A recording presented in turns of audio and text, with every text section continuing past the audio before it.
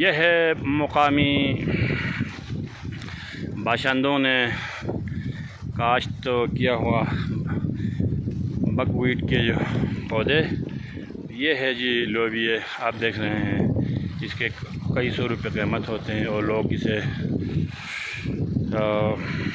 लोगों ने इसे काश्त किया हुआ है और इसे मार्केट में लोग बेचते भी हैं और कसीर ज़र मुबादला कमाते हैं।